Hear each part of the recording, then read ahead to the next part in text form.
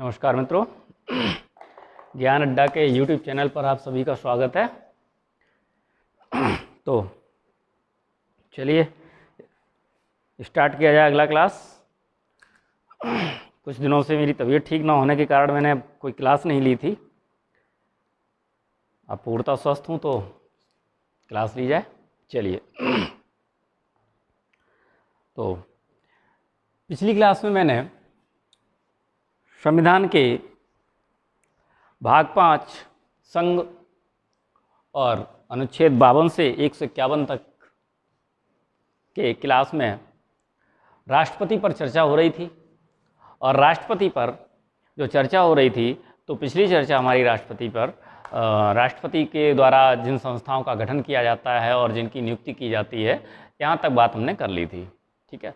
और जो नियुक्ति की जाती है वो राष्ट्रपति के द्वारा की जाती है, और लेकिन राष्ट्रपति उन नियुक्तियों को जब कर सकता है जब मंत्रिपरिषद सलाह करे, यानी कि मंत्रिपरिषद की सलाह पर राष्ट्रपति नियुक्ति करता है। ठीक है। इसके आगे राष्ट्रपति की शक्तियाँ की बात हो रही थी। ठीक है। तो राष्ट्रपति की शक्तियों में अब बात करते हैं राष्ट्रपति की वित्तीय शक्तियाँ एवं विधायी शक्तियाँ। ठीक है। तो स्टार्ट करते हैं। राष्ट्रपति की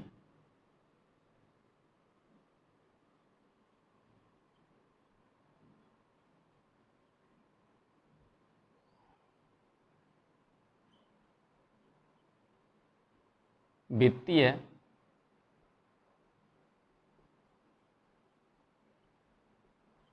शक्तियाँ। ठीक है। तो राष्ट्रपति की वित्तीय शक्तियाँ कौन कौन सी होती हैं, इनके बारे में आज हम चर्चा करेंगे। तो राष्ट्रपति की जो वित्तीय शक्तियों के बारे में बात करें तो संघ का जो बजट होता है वो राष्ट्रपति ही पेश करवाता है। ठीक है। संघ का जो बजट होता है वो राष्ट्रपति ही पेश करवाता है, और राष्ट्रपति की तरफ से वित्त मंत्री लोकसभा में उसे पेश करता है। ठीक है। और जो केंद्र की आकस्मिक निधि होती है, जो केंद्र की आकस्मिक निधि होती है, उस पर प्रत्यक्ष नियंत्रण राष्ट्रपति का होता है। अर्थात इसका मतलब ये हुआ कि आकस्मिक निधि से जब भी कोई धन निकासी होगी, यानी कि धन का निष्कासन किया जाएगा, तो राष्ट्रपति की अनुमति लेनी आवश्यक होगी। बिना राष्ट्रपति की अनुमति से आकस्मिक निधि से कोई भी धन या कोई भी पैसा नहीं निकाला जा सकता है। ठीक है। तो ये तो आकस्मिक निधि की बात हुई।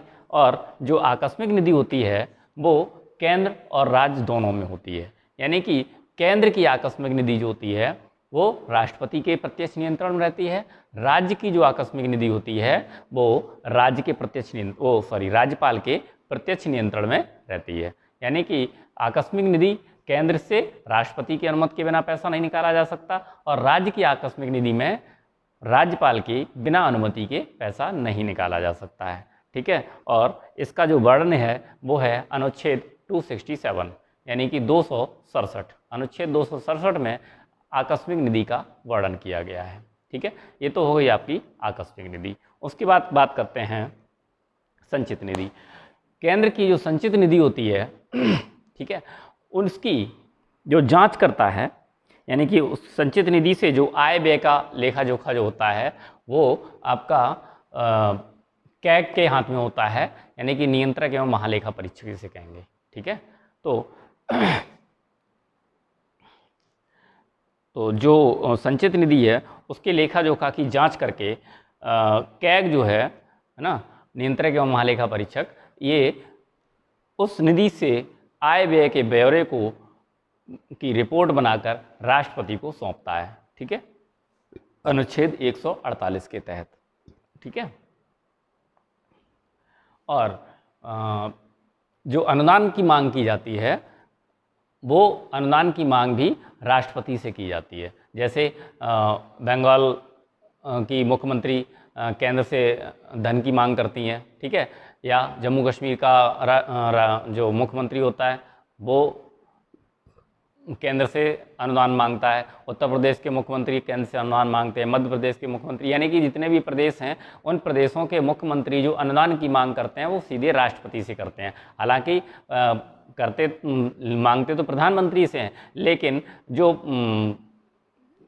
संबोधन होता है वो राष्ट्रपति के नाम से होता है, यानी कि जो अनुदान की मांग की जाती है वो सीधे राष्ट्रपति से की जाती है। ठीक है। और केंद्र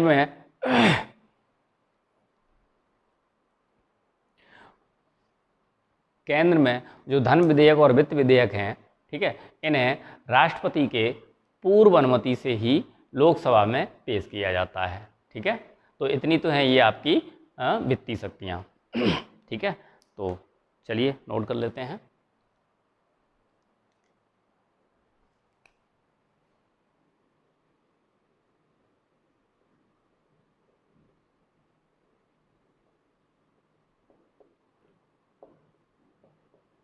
संघ का बजट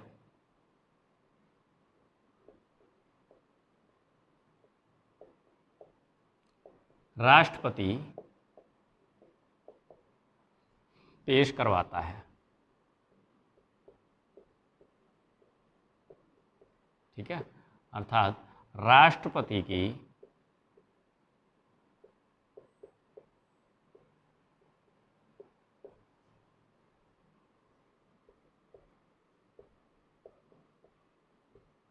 अनुमति से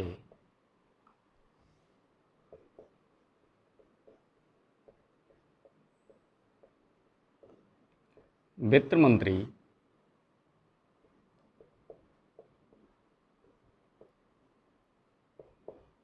बजट को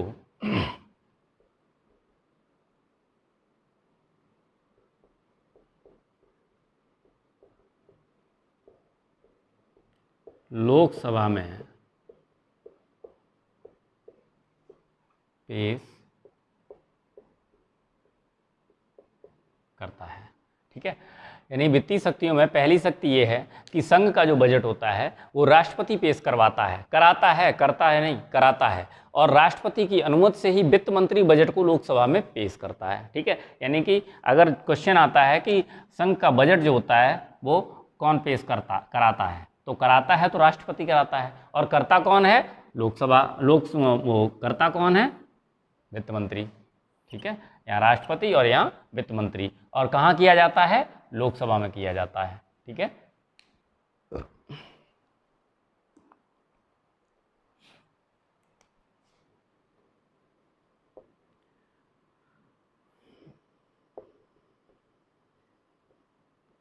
केंद्र की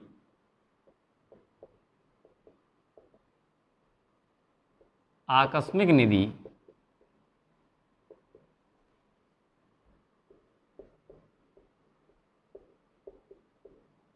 राष्ट्रपति के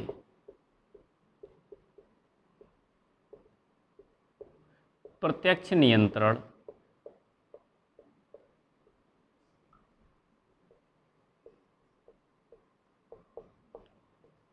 में होती है। ठीक है। यानी केंद्र की जो आकस्मिक निधि है वो राष्ट्रपति के प्रत्यक्ष नियंत्रण में होती है। ठीक है। अर्थात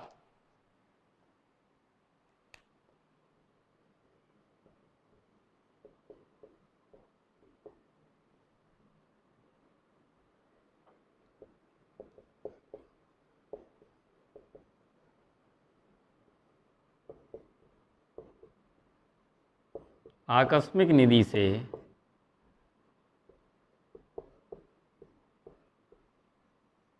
कोई भी धन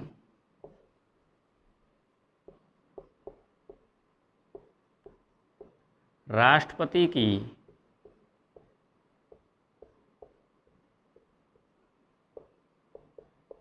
पूर्व अनुमति के बिना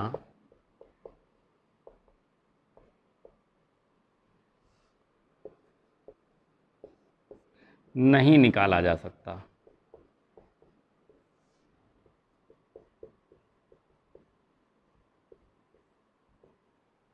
ठीक है।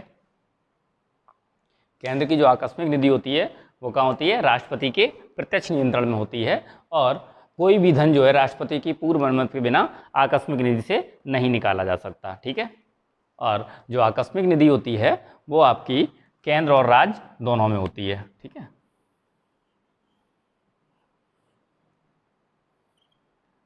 आकस्मिक निधि अनुच्छेद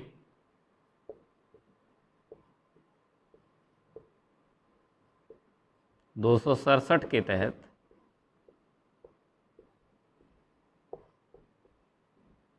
केंद्र व राज्य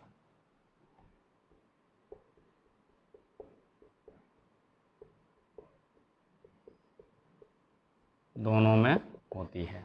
ठीक है, और राज्य की जो संचित निधि होती है वो राज्य की का किसके नियंत्रण में होती है? आपकी राज्यपाल के।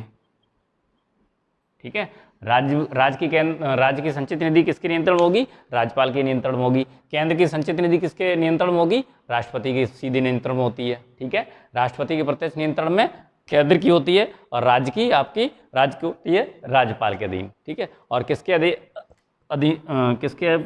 तहत? अनुच्छेद 267 के तहत। ठीक है,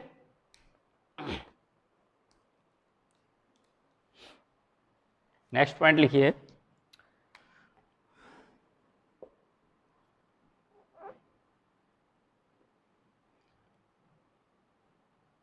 नेक्स्ट पॉइंट है कि संचित निधि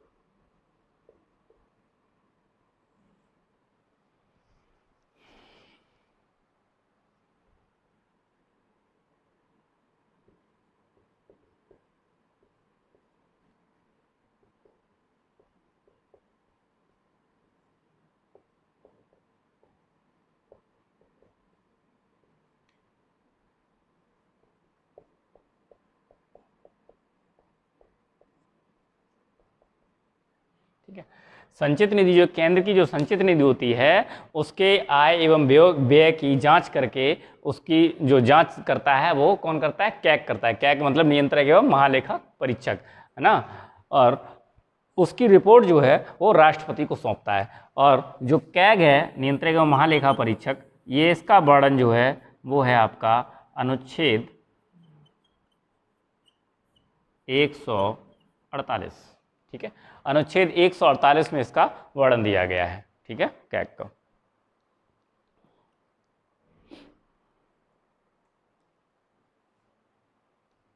चलिए नोट कर लीजिए, फिर आगे बढ़ते हैं इसको।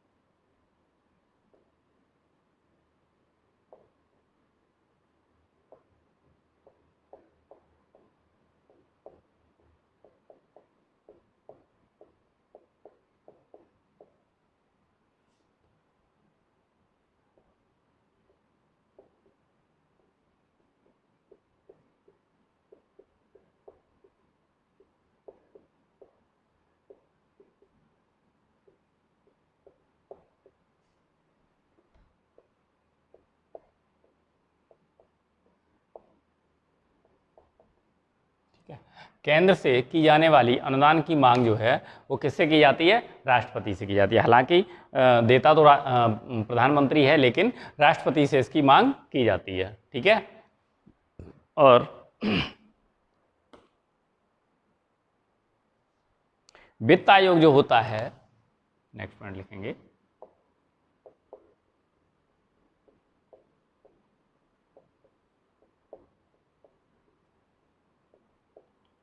वित्त आयोग अपनी वार्षिक रिपोर्ट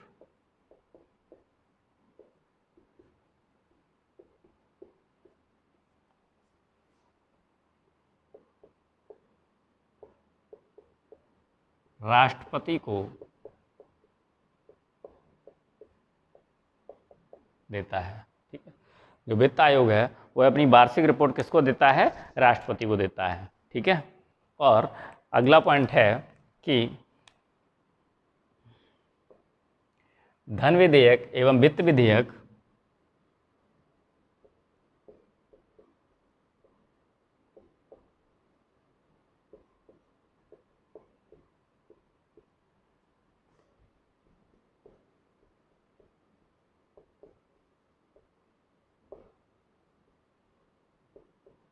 धन विधेयक एवं वित्त विधेयक राष्ट्रपति की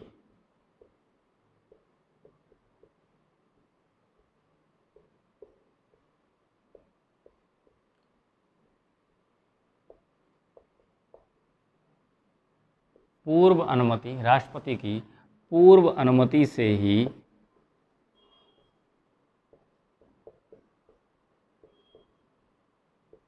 लोकसभा में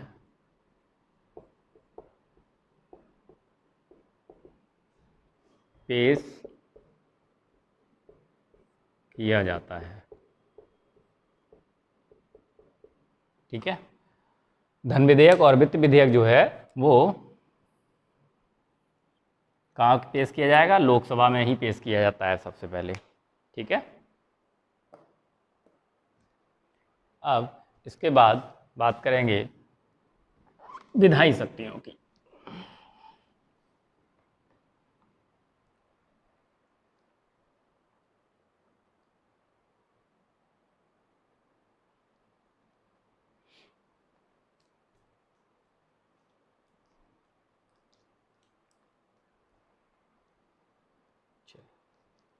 नोट कर लिया होगा।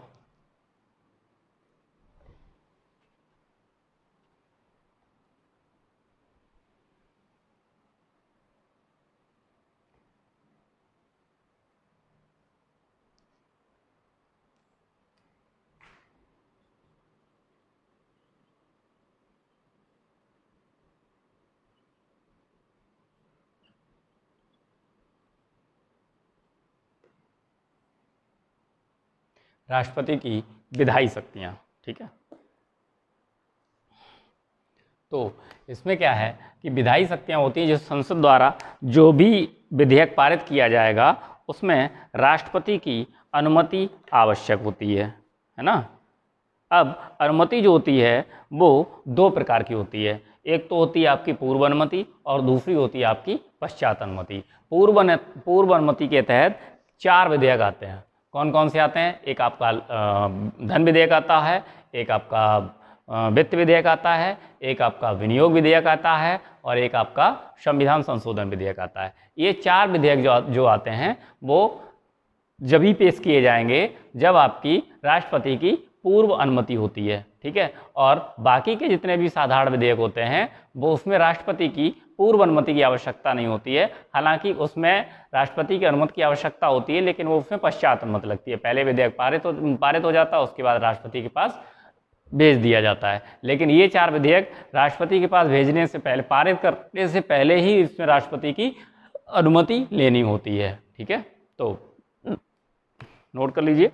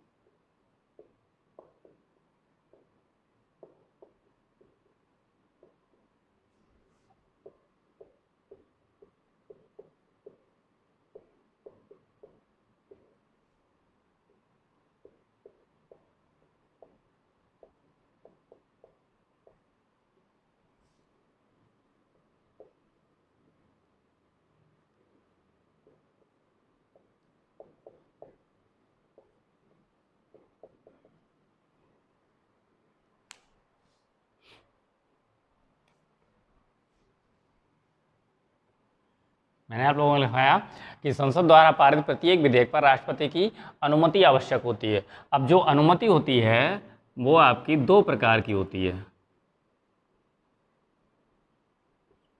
अनुमति दो प्रकार की होती है, कौन कौन सी? पहली आपकी पूर्व अनुमति और दूसरी है आपकी पश्चात अनुमति। ठीक है, तो पहली आपकी पूर्व अनुमति और दूसरी आपकी पश्चात अनुमति। अब इसमें से जो पूर्व अनुमति है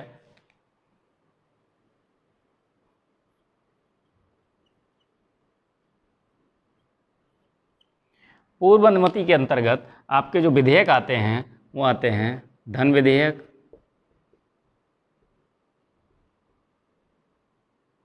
ठीक है, वित्त विधेयक,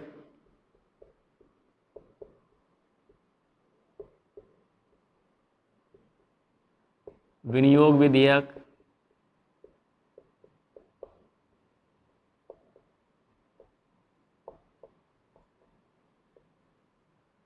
और संविधान संशोधन विधेयक।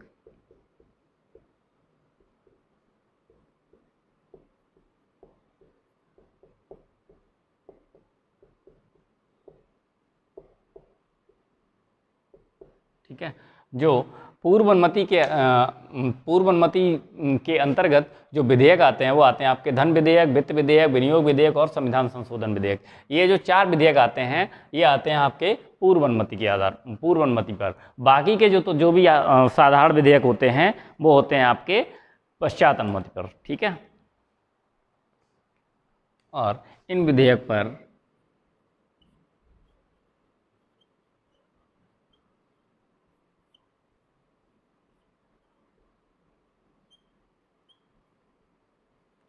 राष्ट्रपति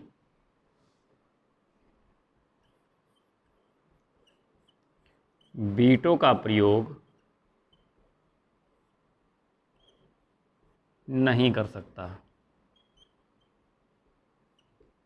ठीक है, ये जो चार विधेयक होते हैं वो इन पर राष्ट्रपति वीटो पावर का प्रयोग नहीं कर सकता। क्यों नहीं कर सकता? क्योंकि इसने खुद ही पहले अनुमति दी है इन चारों को लागू करने पेश करने के लिए। तो जो खुद ही अनुमति देगा वो उस पर वीटो पावर कैसे इस्तेमाल कर सकता है? इसलिए ये जो चार विधेयक हैं इन पर राष्ट्रपति वीटो का प्रयोग नहीं करता है। ठीक है, वीटो का प्रयोग इन चार पे नहीं करता है। बाकी के जो पश्चात अनुमति के अंतर्गत विधेयक होते हैं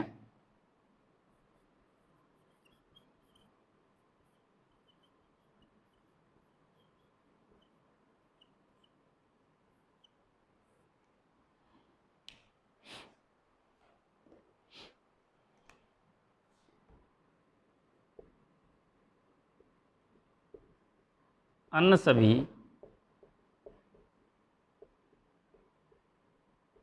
साधारण विधेयक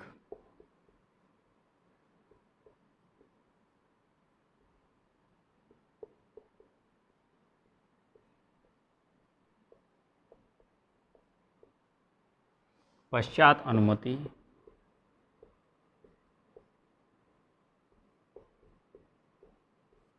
लेनी होती है। ठीक है,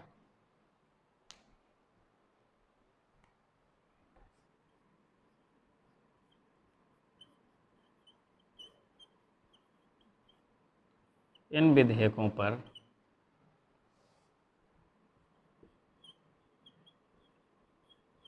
राष्ट्रपति वीटो पावर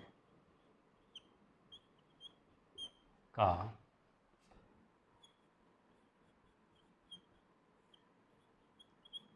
प्रयोग कर सकता है।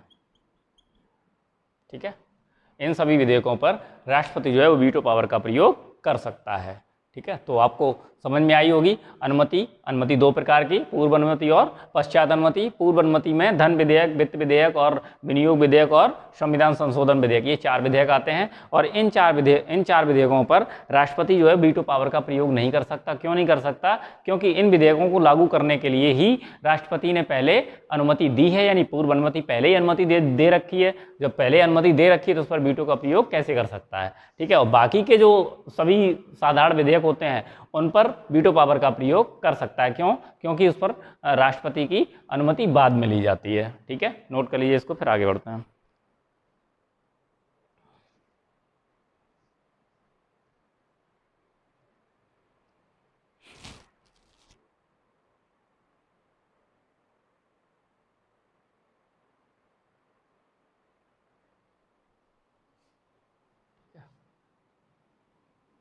नेक्स्ट पॉइंट लिखेंगे,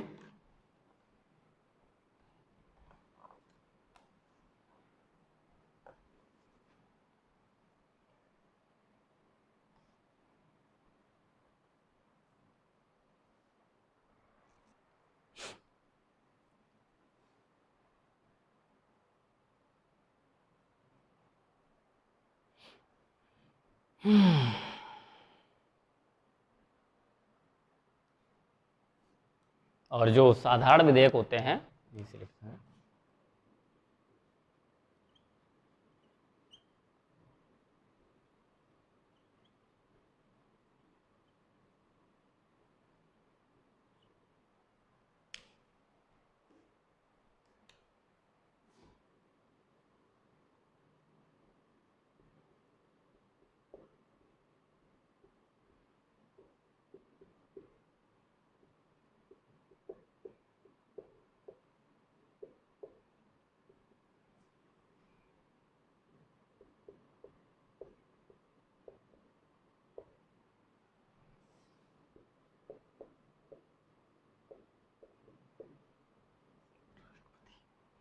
साधारण विधेयक दोनों सदनों में राष्ट्रपति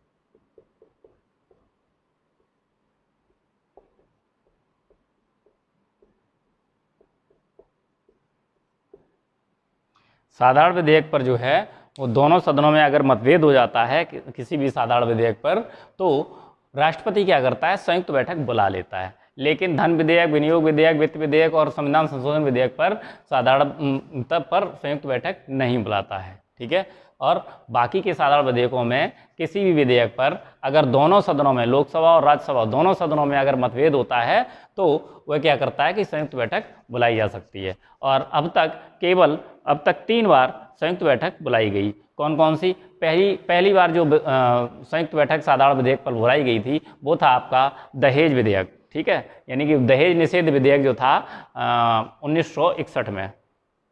ठीक है, 1961 में दहेज निषेध विधेयक पर पहली बार संयुक्त बैठक बुलाई गई थी। दूसरी बार जो संयुक्त बैठक बुलाई गई थी वो था आपका बैंक कर्मचारी सेवा सुरक्षा निरसन अधिनियम, है ना। सेवा आयोग निरसन अधिनियम जो था, बैंक कर्मचारी सेवा आयोग निरसन अधिनियम 1978 में बुलाई गई थी। ठीक है, दूसरी जो थी वो आपकी 1978 में बुलाई गई थी। और तीसरी जो है 2002 में बुलाई गई थी, आतंकवाद निवारक अधिनियम, यानी पोटा लगाने के लिए, पोटा के लिए। जब पोटा का लागू किया गया था तो उसमें संयुक्त बैठक 2002 में बुलाई गई थी। ठीक है, तो चलिए नोट कर लेते हैं।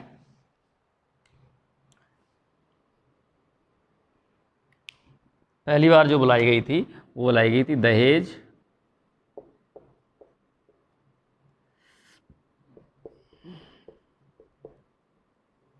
निषेध अधिनियम 1961।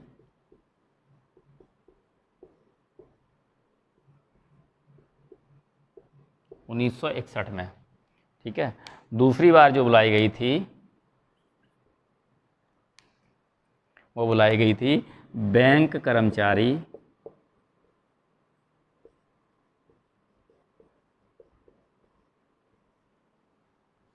सेवा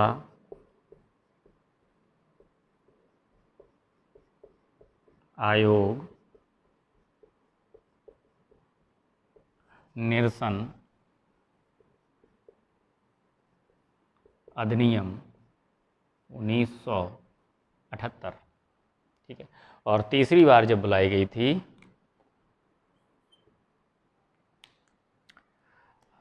आतंकवाद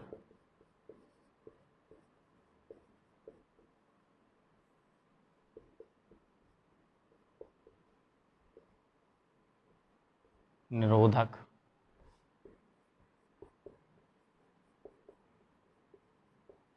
अधिनियम, जिसको पोटा बोलते हैं,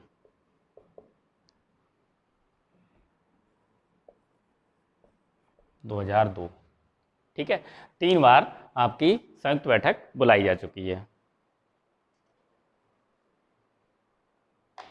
नोट कर लीजिए, फिर आगे बढ़ते हैं।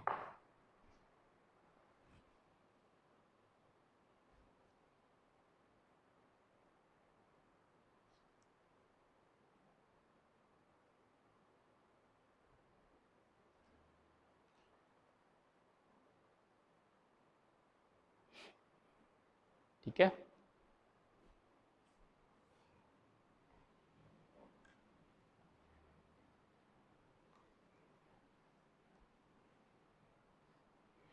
अब जो विधायी शक्तियों में आती है एक और, संसद के सदस्यों की योग्यता और अयोग्यता का निर्धारण।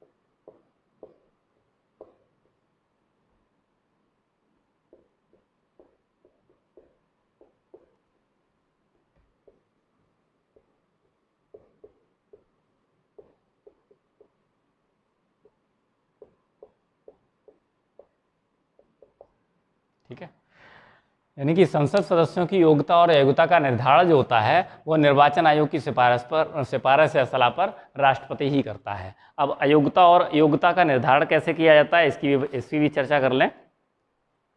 ठीक है,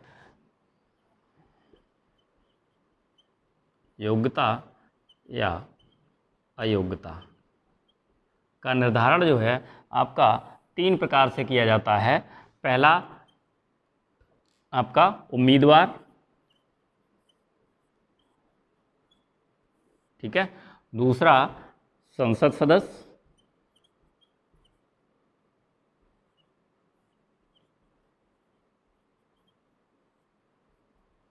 और तीसरा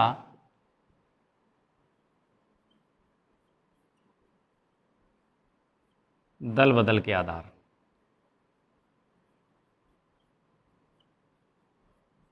ठीक है, यानी कि संसद सदस्यों की योग्यता और अयोग्यता का निर्धारण 3 तरह से किया जाता है। एक तो उम्मीदवार, जब वह चुनाव लड़ने की प्रक्रिया में हो।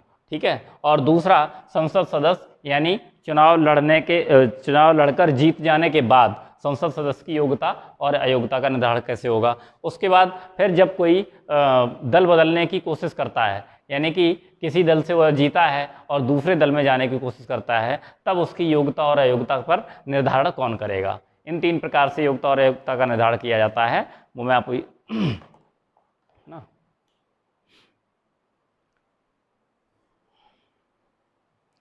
तो जब जब जब उम्मीदवार होता है तो निर्वाचन आयोग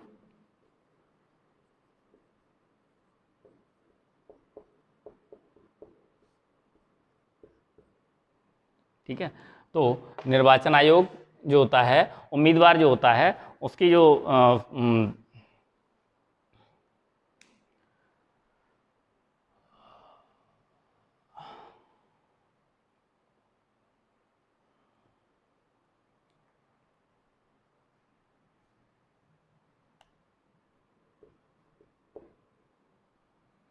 निर्वाचन आयोग की सिफारिश पर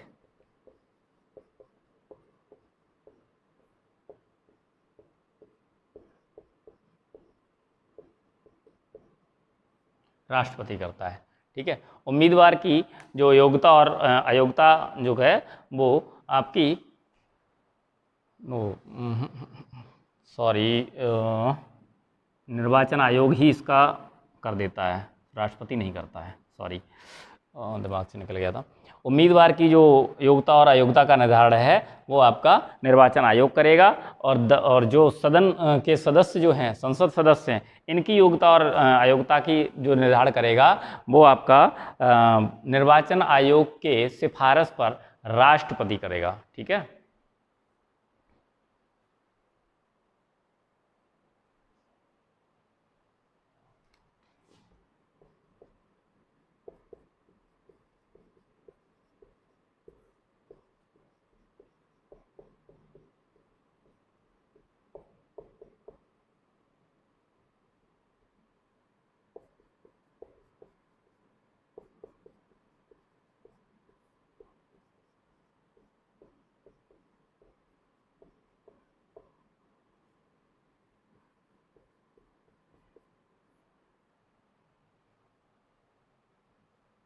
और दल बदल के आधार पर पीठासीन अधिकारी करेगा।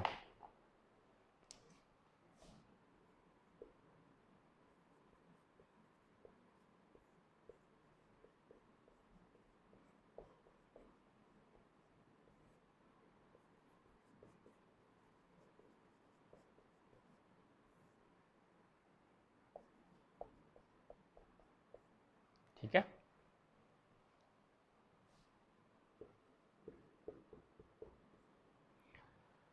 तो योग्यता और अयोग्यता का निर्धारण 3 तरह से किया जाता है। ठीक है। तो कैसे किया जाता है? एक तो आपका उम्मीदवार, जब कोई भी व्यक्ति कोई भी चुनाव लड़ने के लिए पर्चा फाइल करता है तो वो उम्मीदवार कहलाता है। अब उम्मीदवार की योग्यता और अयोग्यता का निर्धारण कौन करेगा? वो करेगा आपका निर्वाचन आयोग। ठीक है। उसके बाद जब वो चुनाव लड़कर जीत जाता है और जीतने के बाद जब संसद का सदस्य बन जाता है तो उसकी योग्यता और अयोग्यता का निर्धारण कौन करेगा? निर्वाचन आयोग की सिफारिश पर राष्ट्रपति करेगा। ठीक है। उसके बाद फिर दल बदल के आधार पर जब कोई भी सदस्य एक दल को छोड़कर दूसरे दल में जाने की कोशिश करता है तो उसकी योग्यता और अयोग्यता का निर्धारण कौन करेगा?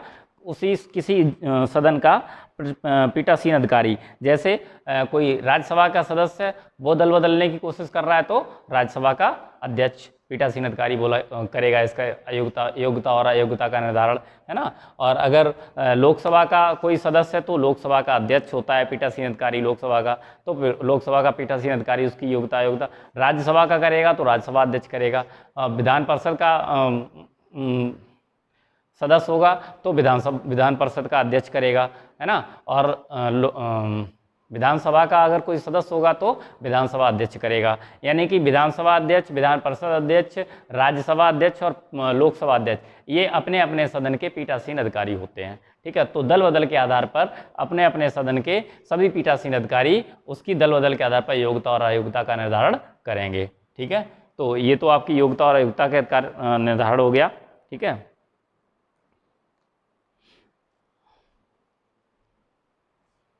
अब यहीं पर लिख लेते हैं पीठासीन अधिकारी। ठीक है, नोट कर लिया होगा।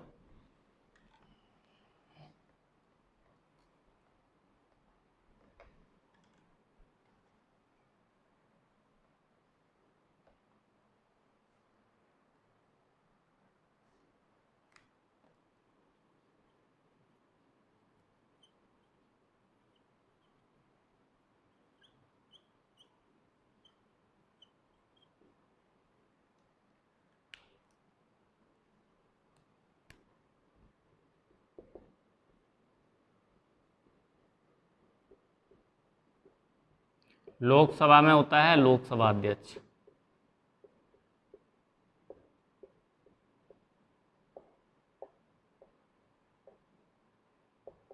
ठीक है।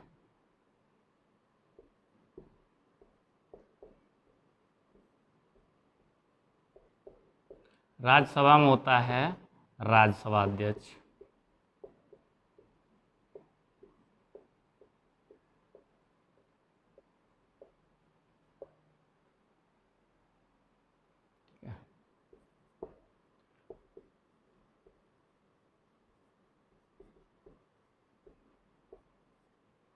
विधानसभा में होता है विधानसभा अध्यक्ष।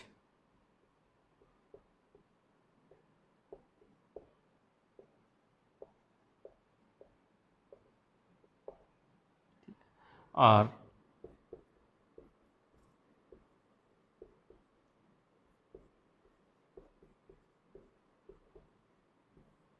विधान परिषद में होता है विधान परिषद अध्यक्ष।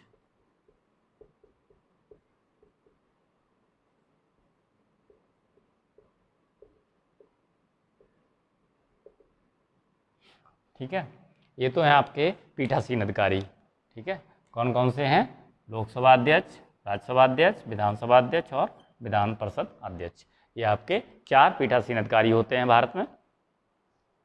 ठीक है, अब बात करते हैं राष्ट्रपति की वीटो शक्तियों की। इन्हें नोट कर लीजिए।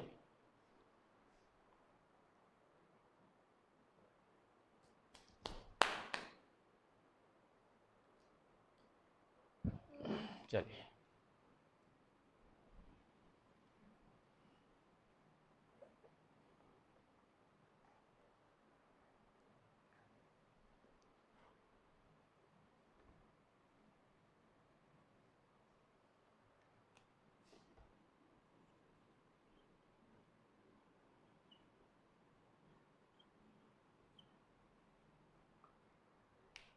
राष्ट्रपति की जो वीटो शक्ति होती है वो आपकी 3 तरह की होती है।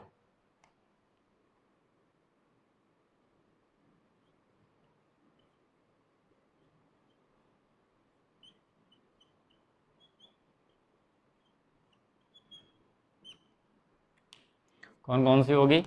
पहली,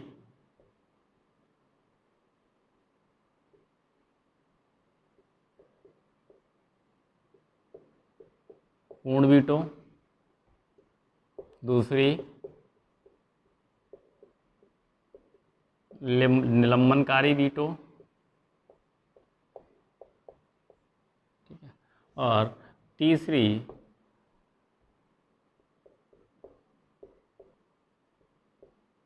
पॉकेट वीटो, या इसी को कहते हैं जेबी वीटो।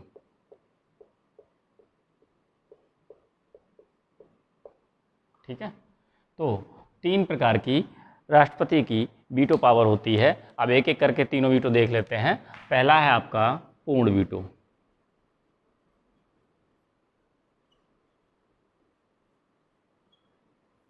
ठीक है, पूर्ण वीटो जो होता है जब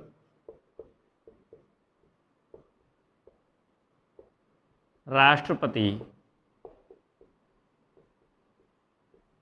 किसी विधेयक पर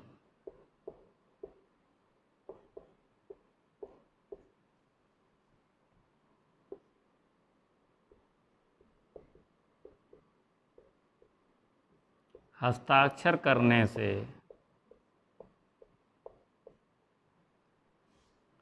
सीधे मना कर दे। वाट नहीं करेंगे, चल भाग यहाँ से, है ना।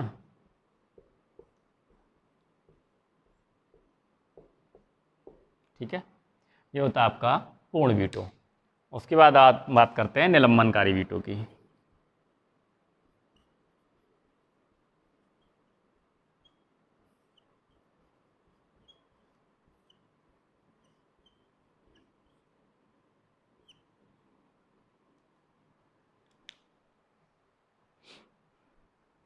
जब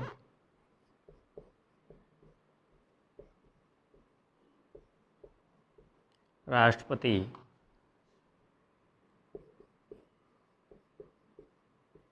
किसी विधेयक को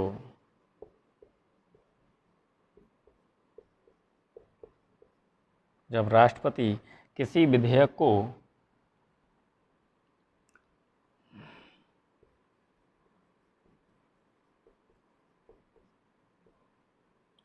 पुनर्विचार के लिए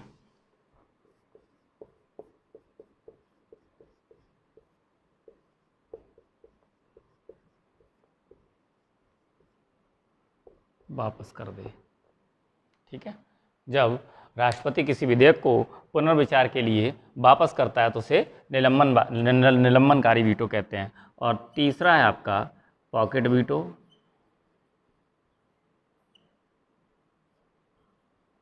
या इसी को कहते हैं आपका जेबी वीटो।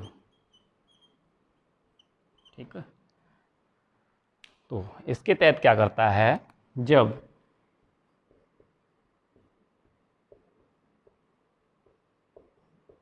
राष्ट्रपति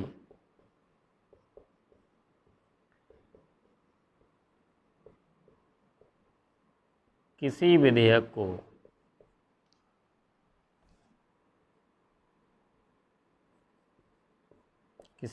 पर ना तो हस्ताक्षर करे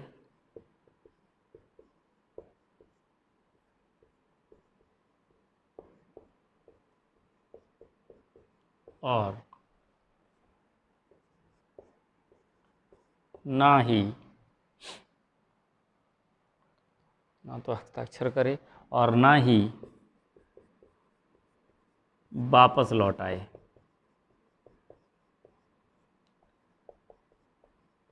बल्कि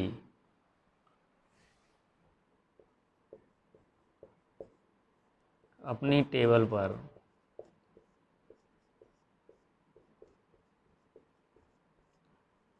ऐसे ही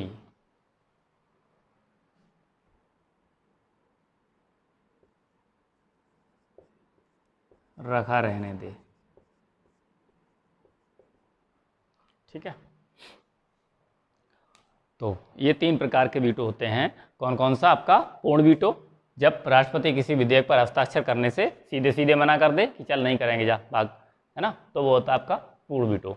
दूसरा होता है निलंबनकारी वीटो। निलंबनकारी वीटो जब होता है जब राष्ट्रपति किसी विधेयक को पुनर्विचार के लिए वापस कर दे।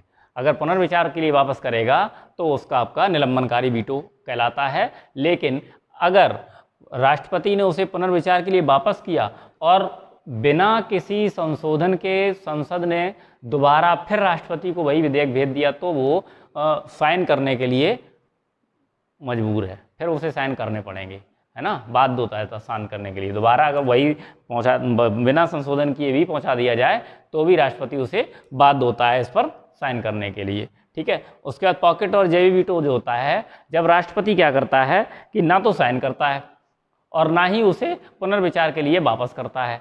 क्या कर लेता है कि उठा के विधेयक को अपनी टेबल पर रख लेता है और उसे नहीं छोड़ता। जब नहीं छोड़ता तो उसे कहते हैं जेबी वीटो।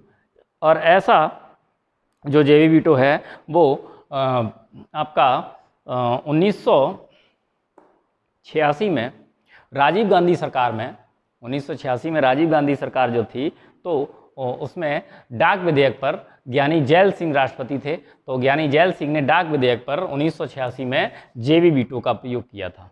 ठीक है, चाहो तो नोट कर लो, ऊपर से लिख लिया होगा।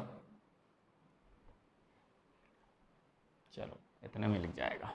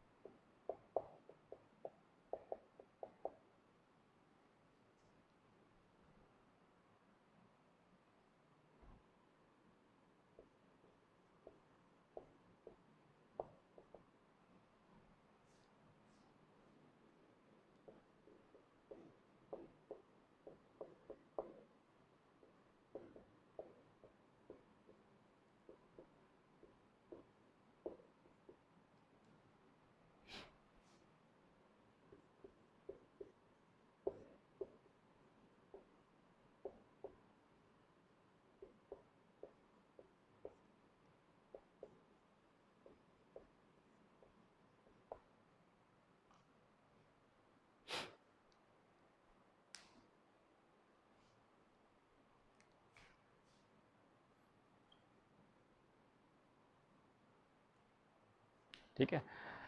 तो ये तो थे आपके राष्ट्रपति की वीटो शक्ति, ठीक है। और आशा करते हैं यहाँ तक समझ में आया होगा, और ना अगर समझ में आया हो तो आप कमेंट कर दें, दोबारा से समझा दूंगा। वैसे इसमें ऐसा कुछ था नहीं जो आपको समझ में ना आया हो। और चलिए आज हम अपनी क्लास को यहीं विराम देते हैं, बाकी कल यहाँ के आगे से राष्ट्रपति की और शक्तियाँ जो बची हुई हैं उनमें उनसे चर्चा करेंगे कल। ओके, तब तक के लिए धन्यवाद।